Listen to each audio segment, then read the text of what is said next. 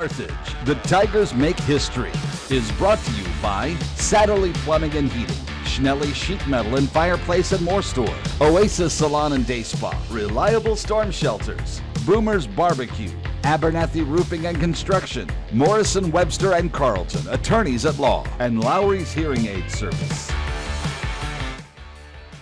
Well, good evening, everyone, and welcome into our state championship special on the Carthage Tigers. The Tigers make history as they won their first state championship. I'm Ethan Schmidt, Sports Director of KODE. I'm joined by KSN Sports Director Bailey Harbert and the head coach of the Carthage Tigers, John Guidy. Coach, thank you so much for joining us tonight. You bet. Thanks for having me. Now, Coach, we have to talk about just the emotions that have gone through this season. Having the 2 losses during the regular season, but then to finish at the pinnacle of where you guys wanted to be. Just talk us through what you saw transpire from your team. Yeah, I think we obviously went through some ups and downs and some, had to overcome some obstacles, some adversity throughout the season. And at the time, you're not sure, why we're having to do all these things with injuries and so forth. But, when you get to the end there, it's like, you know what? We probably wouldn't be here right now if we didn't have to go through some of those things and hardships. And as the season went on, our kids grew together more and more and started to believe in each other and care about each other. And I think that was a big reason why we had the success we did. Now let's take a look back at that season, because it was a season to remember for these guys. Despite their 2 losses, a lot of battling back. Let's take a look back at the 2019 Tigers season. Last season's state semifinal loss still in the back of their minds. The 2019 Carthage Tigers made it their mission to finally win a state semifinal and play for a state title. I thought it was heartbreaking for the most part, but the goal we had at the beginning of this season was to go to the state championship and win it, and we stuck with it all along, and we did it. The journey to Faroe Field first started with a Week 1 trouncing of Nixa. To come out the first week and get that first win feels great, gives you confidence, keep rolling, and it definitely helped us throughout the season. But that confidence would be tested in weeks 3 and 5 with losses to both Joplin and Webb City. Losing that game was really important to our team because it made us come closer together and like, all right, we still have some more work to do. We can't be satisfied. That work was put on display in a close game against Branson, a game that saw many of the team's usual fixtures out of action, but also saw other players step up. From there, it was back to smooth sailing for the Tigers. They downright dominated the rest of their regular season opponents, putting them in a position to make a deep postseason run, one that we now know would end in a state title. Yeah, it was definitely hard to not be out there playing against Branson. Just being such a tight game. But we just really found out, like Luke Gall, a freshman, we just found out that he can actually play. He's ready for the varsity level and just got him prepared for the playoff run, especially on defense. We were doubted a lot, and it didn't even start after our 2 losses, starting back in the summer. But, I think that really fueled us, and after our 2 losses and the Branson game, I think our team really came together and started playing for each other, and we got back on path, and honestly, it ended as well as it could have. So we just heard Cale Schrader talk about it, getting you guys back on path. How did you kind of get your team, focused again after those 2 tough losses and then a really difficult Branson game? Yeah, it's tough. That was a stretch. We lost that heartbreaking game against Joplin, went for 2 at the end and didn't get it. And I thought our kids bounced back really well after that week. Had a big win over Neosho, I think 55-0, and then we had the Webb week, and there was still a lot to play for. We still had a chance to at least share the conference championship with a win there, and that fell apart. And it's tough. It was tough on our kids. It was tough on the coaches, and from there it was like, all right, what do you have to play for now? And with injuries and things like that, it was a grind there for a couple weeks. But give credit to our kids. They came together at the right time and grinded through the last few weeks, and I think they had one thing on their mind, which was a deep playoff run. And once the playoffs hit, you could just see a change in their attitudes and work habits and togetherness. Now, Coach, that Branson game, you said a lot of people had to step up, and the guys mentioned that. What did you see from your team on a day where you knew Pat Carlton, Marcus Huntley, Tyler Mueller, those guys weren't going to be available for you?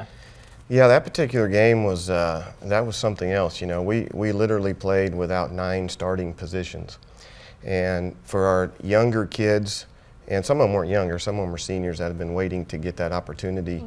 The way they stepped up in that game, it could have went a whole different direction, but those guys really stepped up. Some young kids emerged. Luke Gall, freshman, had a huge night, starting at running back for Tyler.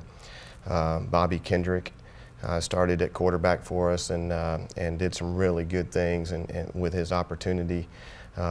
We were down to our 3rd string tackle with Dalen Shockley came in for Ian Ketchum, who was in for Garrett Lillienkamp. So it was just a crazy night, but everything fell in the right place and gave our kids a lot of confidence moving forward and allowed those other kids to gain some really good experience. And we're going to talk about the playoffs now because Luke Gall is going to be coming up a little bit more in that. So when we come back from this break, let's take a look at the playoffs.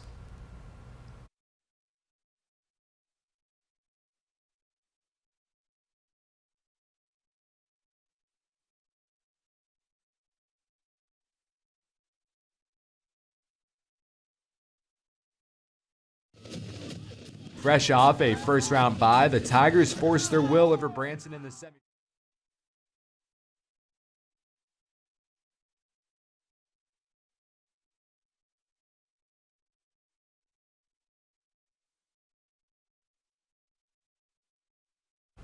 Welcome back, everyone, to our special, the Carthage Tigers Make History. And Coach Guidey, one of the big things for you guys is in Class 5, you get a bye week, which is a kind of a good thing, especially talking about all those injuries. How important was it for you guys to have that bye week and get a chance to have those guys get some rest? I think it was huge. You know, we weren't completely healthy yet going into that week, so you know sometimes a bye week you don't feel really good about. You just want to keep going and keep doing what you're doing, and you don't want anything to throw it off. But I thought that week was really important for us. We got a lot of good practices in. We got some kids healthy, and it was critical moving forward. Absolutely. And now we're going to take a look at the playoffs. Our very own Jake Stansel has more. Fresh off a first-round bye, the Tigers forced their will over Branson in the semifinals. Then Carthage moved past Nixa with ease, claiming the Tigers' 6th straight district title as they blanked the Eagles 35-0. It's just a tradition. Our team comes in every year knowing that we can do what we did this year, that we're going to have a great team, great bunch of guys that are big, strong. We came into that district game knowing and wanting to win it more than them, and that's what we did. Now on to the state quarterfinals, where it presented another challenge of its own with a dangerous passing offense from the Glendale Falcons. It required arguably the best defensive outing from the Tigers up to that point in time, and Carthage answered, pulling away with a 62-34 win. It meant a lot to me because a lot of people our strongest position was our D-line, and they overlooked our defensive backs because we weren't the best at the beginning of the season. We had a lot of problems, but we were really young, and it just showed that how far we've come because we were starting a sophomore at safety, a junior, another junior at safety, and another junior over there, and they just had to get into the flow, and they finally did that, and it showed during that game how far we've come from teams passing on us. Before this year, Carthage had never advanced on past the semifinals. This was a chance to rewrite the script, and the long trip to O'Fallon saw the state semifinal matchup against Fort Zumwalt North go the distance as Carthage edged out the Panthers 20-17 in the closing minutes. Felt really good being on the sideline for the last two semi games that we lost. Just knowing that we did that for all the past players, for the coaches, for Coach Guidey in his first one. It felt really good. Same beginning for Carthage, only a different ending, because for the first time in Carthage football history, the Tigers had an opportunity to bring home a state title. Now, I was at that state semifinal game and just saw how emotional it was for you and your players to finally get over that hump. What was kind of the moment for you when you realized, my team, we're heading to state and competing for a state title? It was relief, to be honest. You know, we've been so close for the last few years, and you know, just to see our kids pull through and beat a really good football team to do it. Fort Zumwalt North was a a very talented team all the way around, and undefeated, averaging 49 points a game going in. So it wasn't an easy task by any means, but I was so happy with the way our kids played, and I was so happy for them. As you could see, the excitement that was generated by that win, and again, I think that was another step of bringing this group together and for one common goal, and it paid off. To see all those years that, you know, those back-to-back seasons, and just that you couldn't get to that past that semifinal game, to be a part of that, to know that that sophomore, junior class had seen that happen, how big was that for you guys when it finally happened? Well, to get there, you know, with this group, it wasn't a surprise. We felt like we had the kids to do it. To pull through, that was the big question, and you know, without that senior leadership that had experienced that before, I don't think it would have happened. But we had some kids step up at the right time and play probably their best football game of the year. Well, after this, we're going to head up to Columbia, where we got a chance to go to Faurot Field and see the Tigers claim their first ever football state championship. We hope that you guys stay with us through the journey.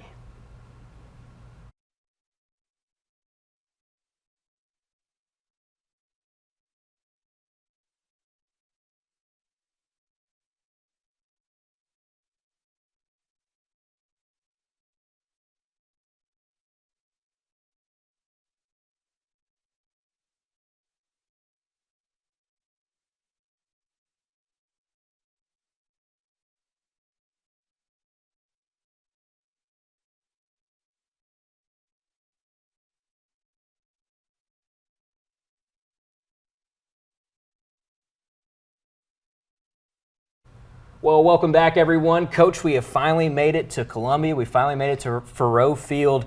And I have to ask you this, and the first time that you guys were there as a program, what was the feeling like from your perspective? I know how the players kind of felt, we talked to them, but from your perspective to walk in and be like, man, we're about to play here. It was completely special, and it was everything that I had always dreamt it would be. It was a lot of work once we got there. There's a lot of procedures, a lot of things you have to get done, and before you even play the football game. So aside from that, just to see our players and our coaches and how they felt about that moment was pretty special. Well, it was a special moment, and the outcome was very special as well. Let's head up to Faurot Field and take a look at the state championship game. After getting over the semifinal hump, it was on to Faurot Field for the first time in program history for the Tigers, and they would enter the game focused on the task at hand. I was mainly locked in, and I know the team was locked in. Like, it was great and amazing, but like, we weren't focused on like Mizzou or all that. We were focused on the task ahead of us. But that didn't stop them from also having the excitement of where former Mizzou greats had played. As a kid growing up, me and my family were really big Mizzou fans, me and my dad. And Jeremy Macklin used to be my favorite player. And when I caught that touchdown pass, I was like, dang. It didn't even, I wasn't even really excited during the game because I was just so focused in. I was like, dang, I just caught a touchdown pass in Mizzou. Defense would be the name of the game for much of the first quarter as the Tigers made 2 stops on 4th down against Jackson.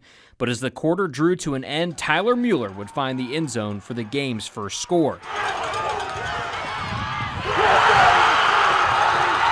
But after several lead changes and a tied score at the end of the 4 quarters, the game went to overtime. After keeping the Indians from scoring, the Tigers had a chance to win it all. Cale Schrader would get the ball to the 1-yard line, and the next play call would be simple. Carlton awaits the snap. He gets it, looks for a hole. Leads his way! Ladies and gentlemen, you want a state championship in Carthage? You just got one. A touchdown by Pat Carlton wins the game at 27-21. And that moment was huge. Once I blocked my person, and I just hear everybody else yelling, and I see Pat in the end zone. I run up to him, I give him a big old hug, and I'm pretty sure I just started crying like a baby. This is the best quarterback in the state, despite what anybody says. And I've lifted with him. I've been around him for a long time. There's nobody else. There's nobody else that I would want to. 1-yard line for the state championship on the game. Come on now, a 220-pound quarterback. I had no doubt in my mind. Well, we all saw the video. It looked like Cale Schrader maybe got a touchdown there. The refs put the ball down at the 1-yard line. In that moment, did you think when you saw Patrick Carleton lining up in that set, you know, we're one play away from winning a state championship, did you know in that moment that you guys were going to win state? Well, I knew we had 2 chances at least, and I knew that if anybody was going to do it, we would trust Patrick in that situation. It was a play that we ran the week before in the semifinals versus Zumwalt North, and you know, Patrick is a big physical runner, and he had some big physical runs in that game. That was his 28th carry in that game, and he saw a hole and fit right into it, and just the exhaustion that you could see in his face and in his demeanor is something I'll never forget. Now, a lot of that credit has to go up to those guys up front, too. You talked about having to shift guys around at some points in the season. You know, how important has those the hogs been for you this year? You know, every week we go into a game with keys to being successful, and it seemed like every single week one of those keys was our offensive linemen. We call them Blue Hogs. Blue Hogs have to play well. And going into the state championship game, it was not one of our keys. We just planned on those guys being good, but before we went out, my last talk to them was, guys, I want to add one more key. Blue Hogs, do you have one more in you? And everybody went nuts, and those guys went out and did their thing just like they have done all year long, put the team on their back, and you know, put some impressive drives together in that game, and finally got it done at the end. Now, we know that we wouldn't be anywhere without the communities that support us, and that's the same truth there for Carthage. When we come back, we're going to take a look at the community that backed the Tigers all the way to Columbia.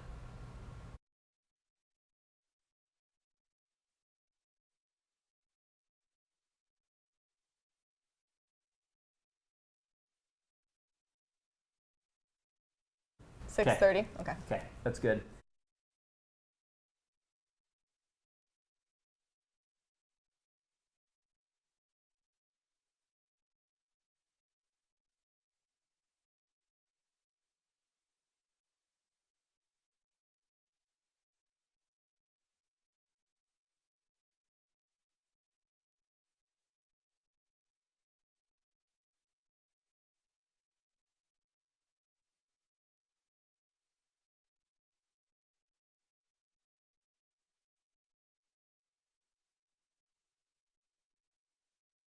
Well, welcome back to our final segment of our high school special. And Coach Guide, I know it's so true here in Southwest Missouri, Southeast Kansas, Northeast Oklahoma, our whole 4 states area, that the communities are so huge and they're always there to back you guys.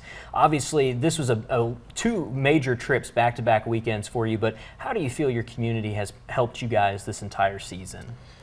They've been fantastic, really, from start to finish, and not just this year. They've backed us and supported us for, you know, I've been here for 15 years, and it's been nothing but amazing to see our community come together every single year. And, you know, they financially, with our facilities, attendance every single Friday, just the kind words and emails and those types of things. And they've traveled well. You know, we went to Fort Zumwalt North, and they were right on top of us. There wasn't a track around there, so our fans were literally right on top of us. And then we go to Columbia, just to see them keep coming in and filling the stands there, and as loud as they were, I think it was really impressive and very important for our players and our coaches. Well, let's go ahead and take a look at that community support. Bailey Harbert brings us that from Columbia, and then also back when they came back to Carthage. Mm-hmm. The Carthage Tigers had already made history the moment they stepped foot onto Furrow Field, becoming the first team in program history to play in the state title game. Then came that final play in overtime. Nobody has ever done this before in Carthage history, and just the feeling I have of just being on that team and bringing a state championship home to this community, it's just wonderful. Everything about this team and everything about what we've done this year is, I mean, it won't ever go unforgotten. It's a season and a feat the Carthage community won't soon forget, and it's something the current players feel the community and past players deserve. It coming down to us, you know, it just shows you what they've done to us and what we could do for the community. The community deserves it. We haven't had this feeling in a long time, and it just feels good to be the first team to do it and bring it to them. I feel like what we did and it doesn't just reflect our team. It reflects everybody that's ever played Carthage football, because everyone follows the older people, and we've all grinded. The hope now is that future Tigers will grind away and bring even more titles to the town, just like the first team to ever do it. We knew that the community was dying for this thing, and we were too.